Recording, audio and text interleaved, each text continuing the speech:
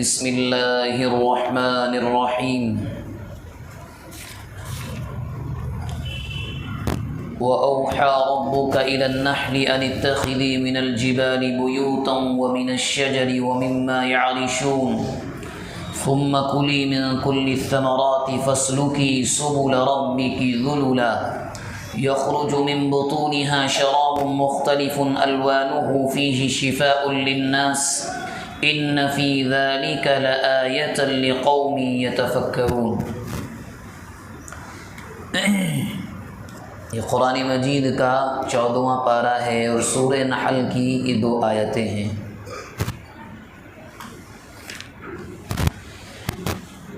اس سے پہلے کی جو آیات ہیں ان میں اللہ تبارک و تعالی یہ دعوت دے رہے ہیں کہ توحید کیا ہے، کیوں ہم اکیلے ہیں، اسی کی ایک مثال یہاں اس کے بعد قرآن مجید نے دی انسانوں کو سمجھانے کے لیے۔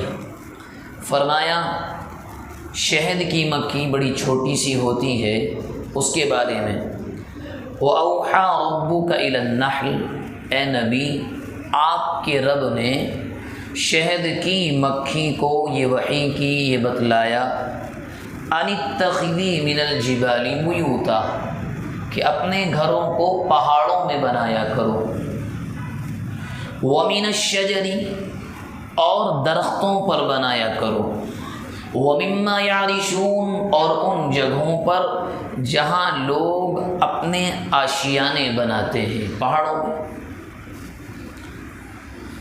ثم کلی من کل الثمرات، جب گھر کو بنا لو پھر کیا کرنا ہے تمہیں کہ پھولوں سے رس نکالنا ہے۔ فَاسْلُكِي سُبُلَ رَبِّكِ ذُلُلًا، اور ان راستوں سے جانا ہے جو رب نے تمہارے لیے طے کر دیے ہیں۔ يَخْرُجُ مِن بُطُونِهَا، اس شہد کی مکھی کے پیٹ سے کیا نکلتا ہے؟ شراب، ایک پینے کی چیز نکلتی ہے، مختلف الوان، رنگ اس کے الگ الگ ہوتے ہیں۔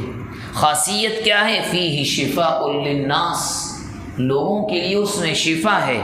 ان فی ذلک لآیۃ لقوم یتفکرون، اگر لوگ غور کریں تو اس میں بھی لوگوں کے لیے بڑی نشانیاں ہیں۔ شہد کی مکھی کے بارے میں اگر کسی نے پڑھا ہو، اس مخلوق کا نظام جو اللہ کی یہ کریشن ہے اتنا عجیب ہے کہ انسان حیران رہ جاتا ہے۔ جو اللہ نے چھوٹا سا پرندہ بنایا ہے اڑنے والا، بلکہ کیڑا کہیں، اڑنے والا، نمبر 1 تو انسانوں کے کام آتا ہے، ایک غذا اس سے انسانوں کو ملتی ہے، اور ایسی غذا جس کے فضائل قرآن میں حدیث میں بے شمار ہیں کہ شہد کے اندر بے پناہ بے شمار فائدے ہیں۔ اسی کا تعارف قرآن نے کرایا کہ اے انسان تم ہمیں جاننا چاہتے ہو، صرف تھوڑی سی تحقیق اور ریسرچ اس چھوٹی سی مخلوق پر کرو۔ ہم نے ایک چھوٹی سی مکھی کو بنایا، ہم نے کہا کہ گھروں کو کہاں بناؤ، وہ وہی بناتی ہے۔ آپ نے کبھی نہیں دیکھا ہوگا زمین پر، نا کبھی نہیں، یا تو درختوں پر، جھاڑوں پر، یا لوگوں کے گھروں میں بہت مشکل سے، ریئرلی کہیں کہیں، یا پھر جھاڑوں پر بہت زیادہ، یا پہاڑوں میں آپ جائیں گے تو بے شمار ان کے گھر چھتے ملتے ہیں شہد کی مکھیوں کی۔ یہ کیا ہے؟ اگر انسان کو یوں کہنے لگے کہ نہیں یوں ہی بن گیا، تو میرے بھائی کائنات میں کوئی چیز یوں ہی نہیں ہوا کرتی۔ وہ ہے ایک تھیوری جو بچوں کو پڑھائی جاتی ہے بگ بینگ کے نام سے، کہ نہیں کائنات میں ایک بلاسٹ ہوا، ایک دھماکہ ہوا اور کائنات بن گئی۔ اس سے بڑی بے وقوفی کی کوئی اسٹوری اور کہانی آج تک نہیں گڑھی گئی، نہ سر ہیں نہ پیر ہیں، سوچنے والے نے کہاں سے سوچا، کچھ نہیں۔ حالانکہ قرآن جو تفصیل کائنات کے بنانے کی بیان کرتا ہے اس کا جواب آج تک کوئی نہیں دے سکا۔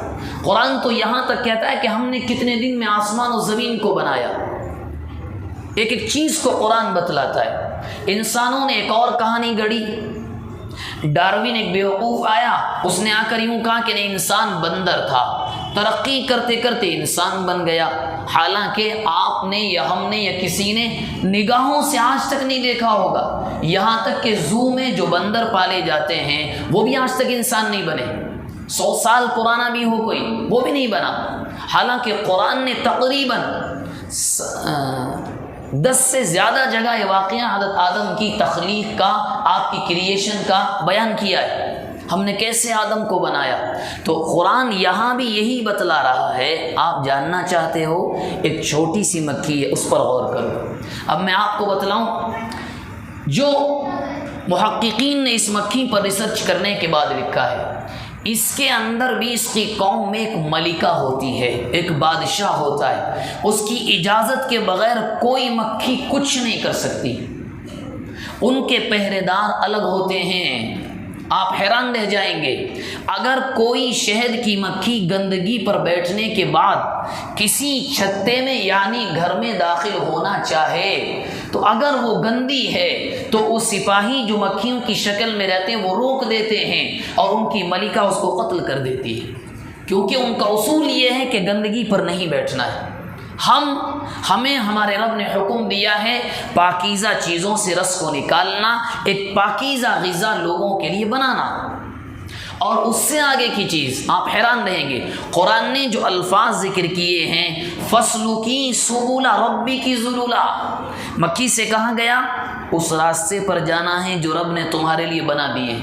سائنس یہ کہتی ہے آج بھی کہ شہد کی مکھی کو اگر معلوم ہو جائے ان کی ٹیم کو کہ فلاں جگہ باغ میں پھول لگے ہیں، رس لے کر آنا ہے، جس راستے سے وہ جاتے ہیں واپسی کے راستے میں 1 انچ یا اس سے بھی کم کا فرق نہیں ہوتا۔ فَاسْلُكِي سُبُلَ رَبِّكِ ذُلُلًا، میرے رب کی قدرت اتنی شاندار ہے، جس سے جاتے ہیں اسی سے واپس آتے ہیں، راستہ بھی نہیں بدلتا، کتابیں بھری ہوں، اور یہاں آ کر محققین حیران ہیں کہ قدرت کوئی تو ہے جو حکم دے رہا ہے، کوئی تو ہے جو سمجھا رہا ہے کہ تمہیں آنا ہے، یہاں سے جانا ہے، اور وہیں سے وہ آتے جاتے ہیں، ان کا راستہ بھی نہیں بدلتا۔ فَاسْلُكِي سُبُلَ رَبِّكِ ذُلُلًا، اور پھر انسانوں کے لیے اتنا شاندار کام لیا، فرمایا یخرج من بطونہا، شہد ہم نے اور آپ نے تو ایک رنگ کا دیکھا ہوگا، ورنہ آپ تحقیق کریں نہ جانے شہد کتنے رنگ کا ہوتا ہے، اور شفا ایسی کہ بے شمار فائدے اس کے اندر رکھے ہیں، اللہ کے نبی نے وعدے فرمائے ہیں، احادیث کے اندر بے شمار فضائل ہیں کہ شہد کو استعمال کیا کرو، شہد کو کھایا کرو۔ شہد ان غذاؤں میں سے ہے کہ اللہ کے نبی کے گھرانوں میں سرکہ یا شہد دو میں سے ایک چیز ہمیشہ موجود رہتے تھے، ہمارے ہاں نہیں ہے۔ اب تو ہم فیشن کے نام پر کچھ اور پتہ نہیں کیا کیا نہ معلوم ملے گا گھروں میں، مگر یہ چیزیں نہیں ملتی۔